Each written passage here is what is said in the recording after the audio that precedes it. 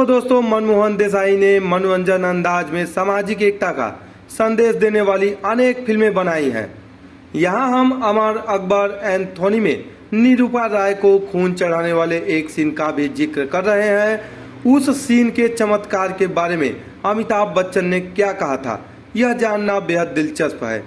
तो आइए जानते हैं इसकी पूरी जानकारी के बारे में। और इसकी जानकारी देने से पहले अगर आप हमारे चैनल पर नए हैं तो हमारे चैनल को सब्सक्राइब कर ले, ताकि आपको भी इसी प्रकार की जानकारियां मिलती रहे। तो दोस्तों, जब भी बचपन में खोए दो सगे भाइयों के जवानी में मिलने की कोई कहानी सामने आती है, फिल्म प्रेमियों को डायरेक्टर प्रोड्यूसर मनमोहन देसाई की याद आती है। मेले में या किसी प्राकृतिक आपदा में बचपन में बिछड़ जाना और फिर 10-15 सालों के बाद किसी खास मौके पर मिल जाना। जाहिर है कि यह इत्तेफाक हो सकता है, लेकिन इसी इत्तेफाक को उन्होंने कई बार रिश्तों के रसायन में डुबोकर पेश किया और कोई हैरत नहीं कि हर बार उनका जादू दर्शकों के सिर पर चढ़कर बोला। हर फिल्म सुपरहिट। कहानी में चाहे फैंटेसी हो या कि कैरेक्टर लार्जर देन लाइफ, लेकिन उसकी बुनियाद में आम जनता का जज्बात पिरोया होता था। मनमोहन देसाई वाकई में इमोशन के जादूगर थे। यह बात केवल आम दर्शक ही नहीं बल्कि उनकी सुपरहिट फिल्मों के सबसे बड़े सुपरस्टार अमिताभ बच्चन भी अक्सर कहते हैं।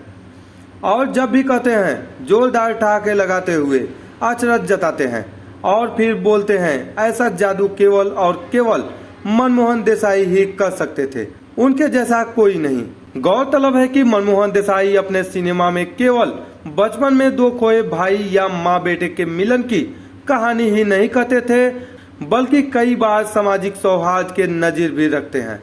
आज हम उनकी जिस बहुचर्चित फिल्म का एक दिलचस्प वाकया बताने जा रहे हैं, वह है अमर अकबर एंथोनी का।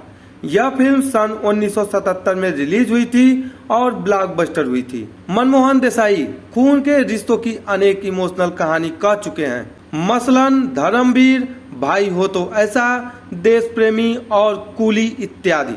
लेकिन अमर अकबर एंथोनी का मिजाज सबसे अलग था। मनमोहन देसाई इस फिल्म के अमर चितेरे कहे जाते हैं। मनोरंजन के माध्यम से सामाजिक भाईचारा को उन्होंने जिस रोचकता के साथ प्रस्तुत किया, उसकी सराहना सबसे ज्यादा होती है और कोई अचरज नहीं कि आज उसकी काफी जरूरत भी महसूस होती है।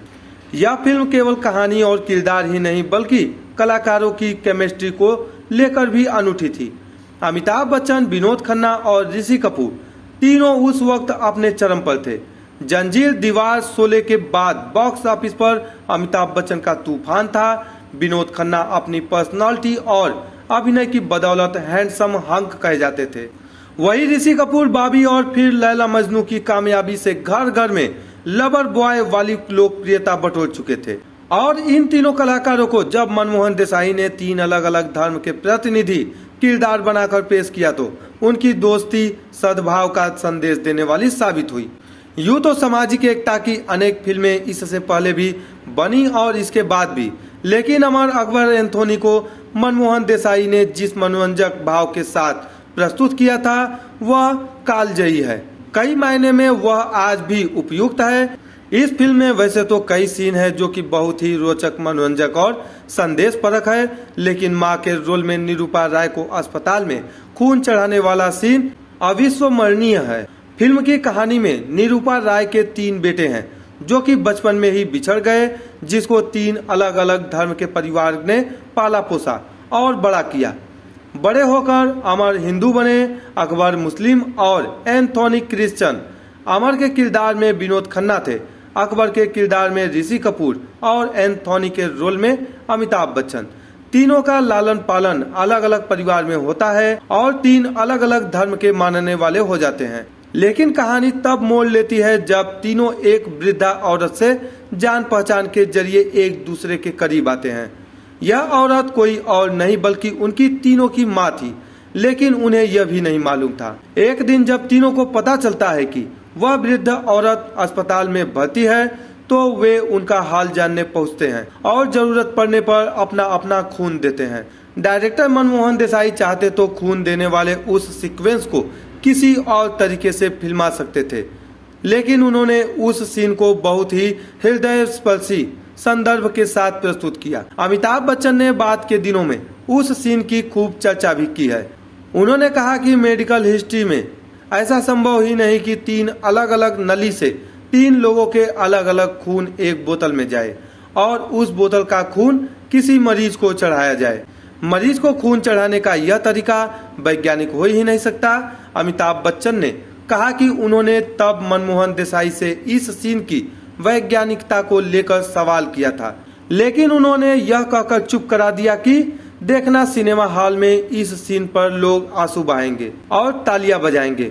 वाकई जब यह फिल्म रिलीज हुई तो ठीक वही हुआ जैसा मनमोहन देसाई ने कहा था।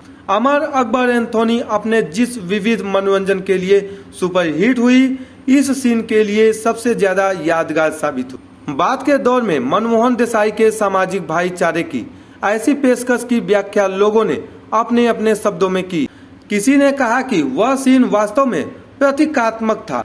वह सीन समाज में लोगों को फिर से यह बताने के लिए था कि मजहब अलग अलग जरूर हो सकते हैं, लेकिन हर धर्म के इंसान के खून का रंग एक ही होता है। वही किसी और का कहना था कि जब एक ही माँ के 3 बेटे हो तो खून का यह रिश्ता क्या कहलाता है। इसे तर्क से नहीं बल्कि इमोशन के साथ समझा जा सकता है। मनमोहन देसाई ने रिश्ता, मानवता और सामाजिकता तीनों को एक साथ गूंथ दिया। यही एकता इस देश की पहचान है।